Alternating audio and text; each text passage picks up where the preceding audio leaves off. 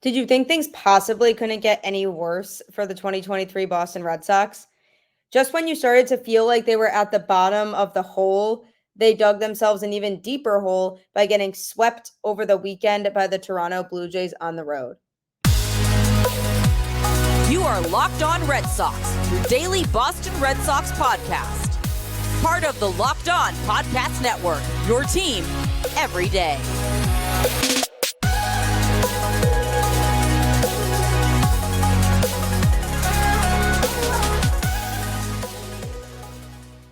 Hello and welcome to Locked On Red Sox, part of the Locked On Podcast Network, your team every day. I am your host, Gabby Hurlbut, former ESPN social media associate and current host of the Boston Balling podcast, here to bring you the latest in all things Boston Red Sox, Monday through Friday, straight to your favorite podcast feed for free. And speaking of free, SiriusXM has you covered for all Boston Red Sox game broadcasts. Just download the SXM app and search Red Sox, and you can get every broadcast of every Red Sox game, so you don't have to miss a single pitch of Red Sox baseball, even though they are seriously struggling right now.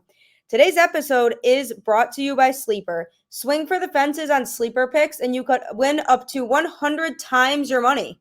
Download the Sleeper app and use promo code LOCKEDON, and you'll get up to a $100 match on your first deposit. Terms and conditions apply. See Sleeper's terms of use for details. Currently operational in over 30 states. Check out Sleeper today. Welcome to another episode of the show. I wish that I had good news on today's show, but unfortunately the Red Sox decided not to make that possible as they got swept in Toronto this weekend. And you know what really irks me about this team right now? It's always something that goes wrong when something else is going right. The Red Sox pitching in this series was very good overall. Friday night, Bello comes in and pitches 6 strong innings, does give up 3 earned runs, but it was only on one mistake. He gave up a 3-run homer to Vlad Jr., and I mean, come on. If anybody's going to beat you on that team, it's going to be him. And we've been asking for longevity and length from the Red Sox starters. And they finally do that in this series, and the offense doesn't show up because what do the Red Sox do to thank Bello for that great, strong 6-inning start on Friday? Get shut out. Can't put any runs on the board. Strand base runners. And not to be taken away from, Jose Barrios did have a fantastic game. He only gave up 5 hits and struck out 8 Red Sox batters. So that's not even my problem. My problem is that the Red Sox just continue to nip themselves in the butt. Whenever something is going right, something else just seems to have to go wrong. And that's just one example. They get shut out on Friday night. And then Chris Sale goes 6 innings, gives up 2 hits and 1 earned run, strikes out 10. Could not have been a much better start for Chris Sale. What else could you really have asked for from him? And what do the Red Sox do? Again, not get the job done. They play 13 innings of baseball and lose 4-3, all due to a walk-off in the bottom of the 13th inning. And I don't want to, say too many bad things about Ceddanne Rafaela right now because he is young and he's still very much learning. But that ball in the 9th inning that was hit right to him at center field on Saturday was playable. He could have caught that ball, and he completely misplayed it, which led to the game-tying triple in the bottom of the 9th inning and made it 2-2. Had he played that ball and actually made the play, the game would have been over and the Red Sox would have won. So it's all of these circumstances that once again goes back to just this season and summarizing just the Red Sox to a T. Rafael Devers hit a home run on Saturday. Thank you, Rafi, for balling out when nobody else is. That's pretty fun to see. Also, Devers hit a home run on Sunday. And with Sunday's home run, he tied Jim Rice for the most home runs hit by a Red Sox player before turning 27 with 172 home runs. So that's a pretty cool stat. And he did so with 2 outs in the 9th inning and 2 strikes against him in the at-bat. So I was sitting there thinking, this game's over. The Red Sox are once again going to lose. This time they're going to get swept, come up short again. And then Devers ties the game in the top of the 9th inning on that home run. And it just goes to show you how good Rafael Devers really is. People are not giving him enough credit for the season that he's having this year, but he has just had a great season, and that's why they paid him. So it was cool to see the home run, but not cool to see the Blue Jays immediately walk it off in the bottom of the 9th inning after, once again, a strong start by a Red Sox pitcher. What do you know? Pivetta pitched 6 1/3 innings, giving up 4 hits and just 2 earned runs and striking out 6. That was honestly one of the best starts I've seen from Pivetta all year. He's been much better overall out of the bullpen. But what does he do? Come in and give his best effort on the mound, pitching 6 strong innings. And the Red Sox, again, didn't do enough to score and put themselves in position to win the game. And this is what happens. You can't expect your pitcher to do everything and just have a completely perfect start every time, because that's simply just not going to happen. The offense has to do their part too. And the Red Sox didn't score in that game until the 7th inning. And Reyes singled and it drove in a run and it put them down 2-1. And then Devers hit the home run in the 9th. But it's just all these little things adding up. And if I could think of just one word to summarize everything I just said, it's mediocre. They are a mediocre baseball team who can do the bare minimum, but not enough to win games when they need to. And ultimately, at the end of the day, all 3 of these games were competitive, which was nice to see. And the reason they were competitive was because of the pitching. I don't give the Red Sox the Red Sox offense credit, I should say, at all for anything really, besides Devers, who continues to just absolutely rake at the plate. But it's just upsetting because I know that the Red Sox going into this series were really unlikely to get a wild card spot as it is, but I'd at least like to end the season strong and just have some pride when the season is over so that the team can go into the 2024 offseason feeling a little bit better and more confident. And let's hope that whoever Chaim Bloom's replacement is able to come in and make some drastic changes, because this team as is right now is not going to cut it. And from an offensive standpoint, I've been very pleased all year. They can hit, and they've shown that they can hit as a team overall. I don't know what happened in this series, but every time they had runners on base, they could not score them. When you strand 10-plus base runners like they did on Sunday, you don't deserve to win the game. That's just simply how it is. And the Red Sox did not do themselves any favors to put themselves in the position to win on Sunday. So at this point, I'm really just trying to finish the season off strong and at least finish over 500, because that even is looking like it might not happen at this point. So definitely a very disappointing series. But, I have to give those starting pitchers credit for stretching it out to 6 innings plus, because I've been emphasizing all season long that we need more length from the starters. So hopefully that's promising. Brayan Bello is a great young talent who will continue, hopefully, to continue in an upward trajectory and develop for this team. But just what an absolute mess of a series. And I would not like to relive that experience at all, because it was absolutely painful to watch. Coming up, you thought you were done with him, but he's back. Bobby Dalbec, back with the Boston Red Sox. Going to be talking about that next.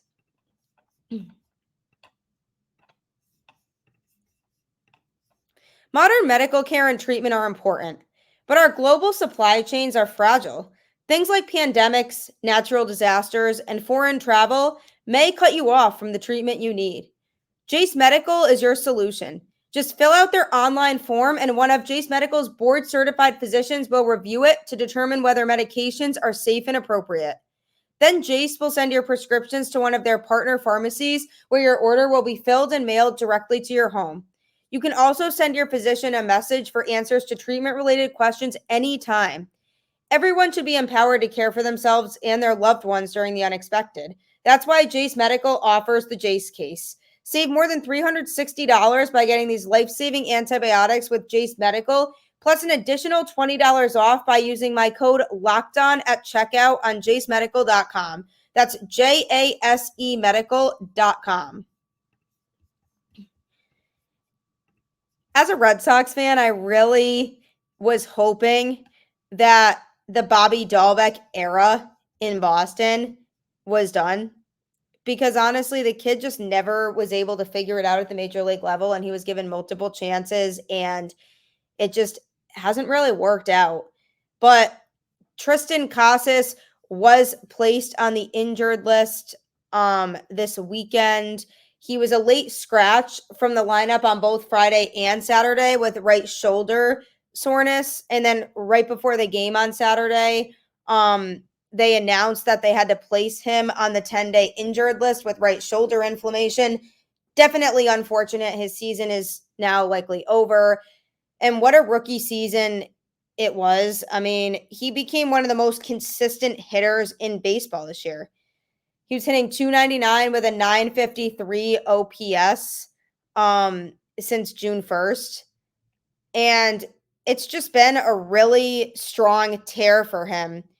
Since the All-Star break, he's been hitting .317 with a 1.034 OPS, ranking 14th in the majors in average in that span, 6th in slugging, and 7th in OPS. I mean, he's making a strong case for Rookie of the Year. Ultimately, I don't believe he's going to win it. I think Gunnar Henderson of the Orioles will end up winning it. But there's just so much to be proud of from this season for Casas. And it was so fun to watch him grow and develop as the season progressed. It's just unfortunate, really, because we wanted to see more of him and kind of see how he could finish off the season. He did go to Boston on Saturday to get an MRI done, but the team won't know more until later today on the news and what's really going on with him. But they don't want to push him at this point, because ultimately there's no point at this point in the season with the Red Sox not being in wild card contention anymore and not being able to show that they can compete with those teams that are in wild card spots. So why push him when they can just focus on him rehabbing and getting ready for next season? Because I have high expectations for 2024. I have high expectations for the person coming in to replace Chaim Bloom. And I hope that this team can build a team that can be competitive in 2024 and can be fun to watch again, because I love baseball and I love watching the Red Sox, but this team just can be super frustrating sometimes. And this weekend series was one of those times. So Triston Casas, season likely over, to the IL, and Bobby Dalbec was called up to replace him for likely the rest of the season. Just a big refresher on Dalbec. This season in 2023 at the MILB level, he's batting .269 with a .381 on base percentage. He usually plays well in AAA. He just can't translate it to the majors. I mean, he just has bounced all over the place between the major league team and the AAA team. And when he's been up in Boston at the major league level, his batting average is significantly lower. His on-base percentage is significantly lower. And he hasn't been able to figure out how to approach the plate and how to approach the pitches coming at him. It's almost like he tries to guess when he's up there. And he doesn't look confident when he's up there. He looks significantly more confident in Worcester, because I've seen it when I've watched Worcester games. He just looks like he's a lot more poised out there. And when he's at the plate at the major league level, it's almost like he panics. And his defense was not good either. When we've seen him in the past up in the majors, his defense at first base has been a struggle. So obviously this would be a much bigger deal right now if the Red Sox were in playoff contention. They are not. Dalbec's up for the rest of the year, but honestly, it's frustrating because the more exposure that he gets at the major league level and the more that he doesn't show that he can perform at that level, the less likely it is that the Red Sox could try to trade him at some point, because I said for a while, maybe the Red Sox could look into trading Bobby Dalbec. Why not see what's out there for him? Because they could trade him to a team that's looking for somebody with his skill set, and they could get, some back end pitchers in the deal that could contribute out of the bullpen. Unfortunately for the Red Sox, his value just continues to decrease the more playing time he gets at the major league level.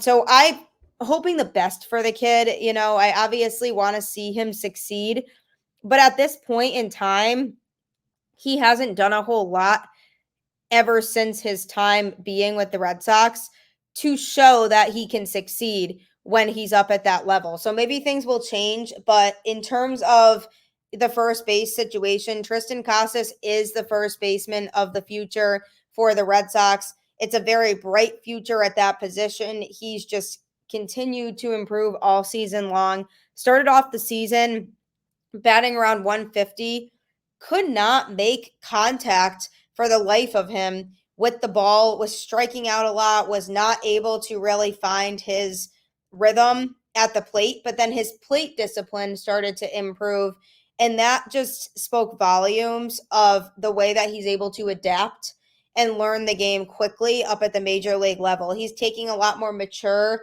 at bats as of late, and just in that span since June 1st, he significantly increased his numbers to the point where he's gone very quickly from 150 to batting over 300. And that's a lot to say for somebody who's a rookie. If he's able to grow that quickly, imagine the rest of his career and what that's going to look like. I think there's a very high ceiling for Casas. Dalbec's just a placeholder. He'll play up the rest of the season, but it will be worth it at the end of the day, because I'd rather know that the Red Sox are taking it day by day with Casas and allowing him to recover before bringing him back. So that way then he can come back next year and really be part of a 2024 team that we hope can stand out and compete for a wild card spot, maybe even more than that. So I'm all for Casas taking his time. I'm not so much for Bobby Dalbec being up at the majors, but it's really the only choice they have. He's the best option right now because Justin Turner can't play first base every day. He'll play under Turner and hopefully learn some things in the next couple weeks.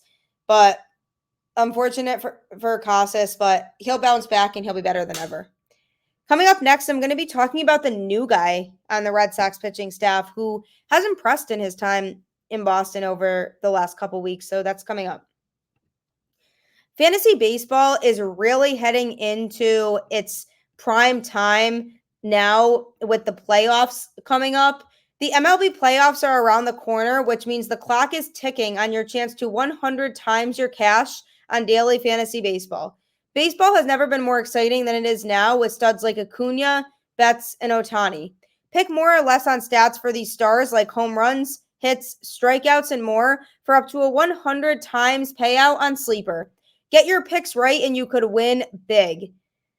The best thing about the Sleeper app is you don't have to get too involved or too in-depth with it. You just go in, you make your daily picks, and that's it. Then you can win a bunch of money. Use promo code LOCKEDON and you'll get up to a $100 match on your first deposit. Terms and conditions apply. See Sleeper's terms of use for details. Don't forget also as well that SiriusXM does have you covered for the home broadcast of all Red Sox games. Just download the SXM app and search Red Sox, and you don't have to miss a single pitch of Red Sox baseball. I know sometimes that's difficult to do with how this team is playing, but it'll be worth it. It's the last couple weeks of the season. You might as well just cherish the last little bit of Red Sox baseball you have, because as bad as the team is and as frustrating as it gets, I always find myself missing them during the off season, and I know you will too, so you might as well take advantage of being able to listen to those games when you can. So download the SiriusXM app and they have you covered. So the Angels recently had to DFA a pitcher in Zack Weiss, and he was picked up by the Red Sox, who wanted to give him a chance. The Red Sox do tend to do this sometimes, where they'll take a chance on pitchers who might have struggled before, just to see if they can maybe figure out something with that pitcher that they can fix or what have you. So he started the season in LA, made his first appearance with the Angels on May 19th. And he pitched well, gave up 0 runs, but then his ERA went up to 5.40 the next day. He gave up some runs, did not look very good, and he struggled. Ever since then, he really struggled to find a way to make it work. He really just couldn't maintain a level of control when he was on the mound. By the time that he was DFA'd, he was pitching with a 5.06 earned run average. And the thing with him that I think he was struggling with in LA, that he doesn't seem to struggle with as much in Boston, is having an ability to understand what should be done when you have base runners. Because when he was with the Angels, it seemed like more often than not, base runners would score when he had traffic on the bases. Whereas now in Boston, it seems like he's adapted to that. The Red Sox picked him up earlier on in September. He made his first appearance with the Red Sox on September 9th against the Orioles, and he gave up 2 runs. He really just had a struggle of an outing there. The 2 runs doesn't sound bad, but there was a lot that went on in that inning, and it was just tough to watch. But ever since then, he's given up no runs in his next 3 outings after that, 2 against the Yankees and 1 at Toronto.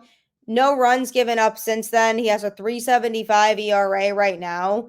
I'm riding with this guy. I mean, it's only been a few outings for him since coming to Boston, but he's shown a lot of promise.